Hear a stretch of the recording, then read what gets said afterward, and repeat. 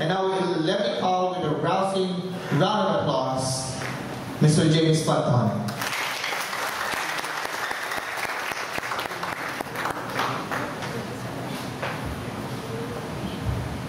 My input.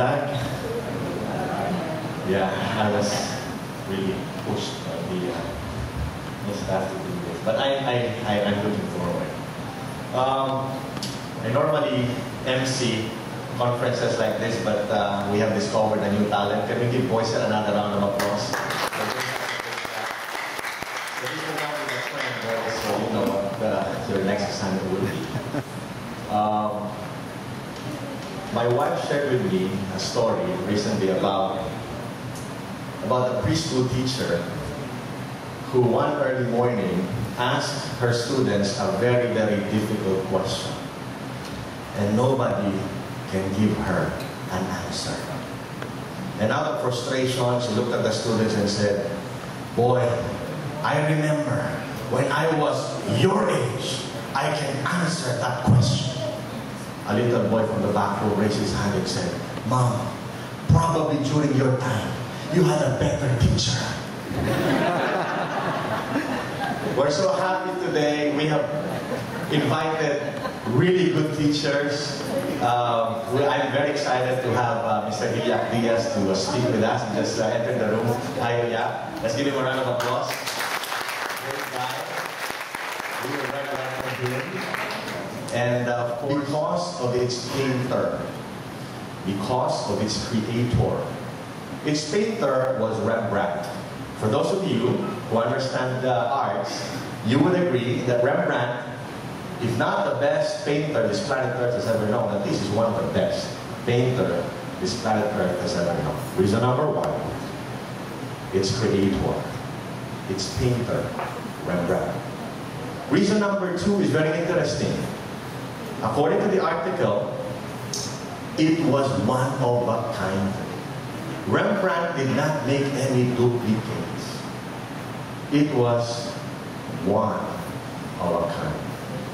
Now, if you would consider those two reasons, there is a very important relationship of those two reasons to you and me. You agree? Let's take the second reason first. It was one of a kind.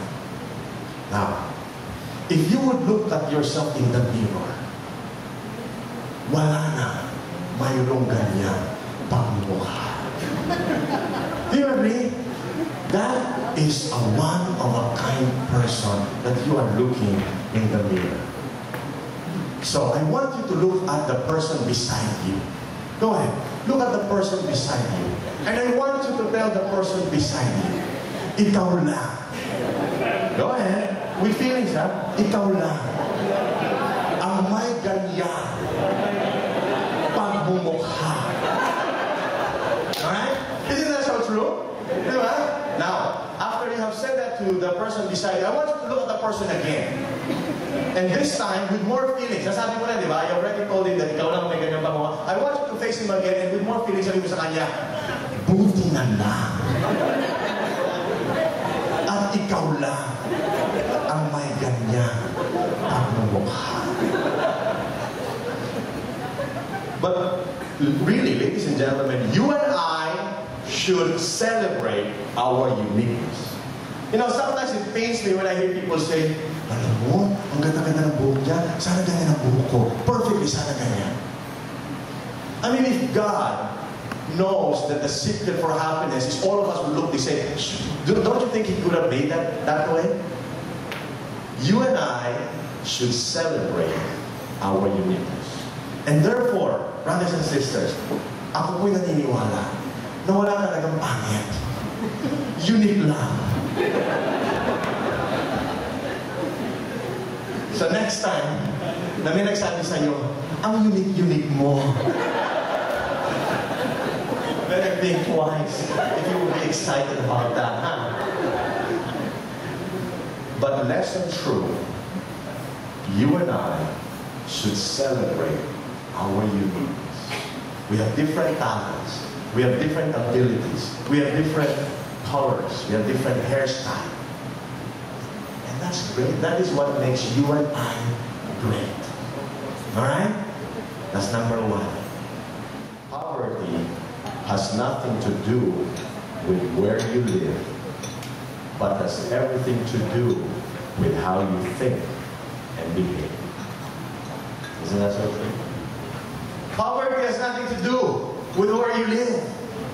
Because the Lord already said there in the school, poverty has nothing to do with where you live, but it has everything to do with how you think and behave. And it works on the opposite side. Prosperity and abundance has nothing to do with where you live, but has everything to do with how you think and how you behave. You can be in a place that is full of abundance and be the poorest man in that place. You can be in a place where there are a lot of poor people, but you can choose to be living in abundance. They said, James, Samar is a very poor place. I went there one time. And while I was walking, I saw this huge tree planted in Samar. They said that this is a poor place, but that tree doesn't even know that. He just keeps on growing and growing and growing. And you and I should understand that. So it has everything to do with how you think and how you behave. Nothing to do with where you are. You can grow and bloom where you are planted. If you understand that it begins with you as the most important asset of all. Great statement. President Hinckley said, the more you know, the better you do. Isn't that right?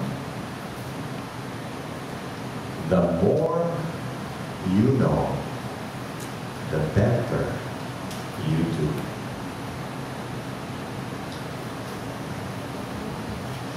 So every investment for your knowledge is a great investment. Because the more we know, the better we do. That applies in life, that applies in business. The more you know the rules of thumb, the more you know the secrets of how to run a business, the better we run the business. And therefore, the more less we know, and you can already understand what happens. And so, you and I should really invest on ourselves.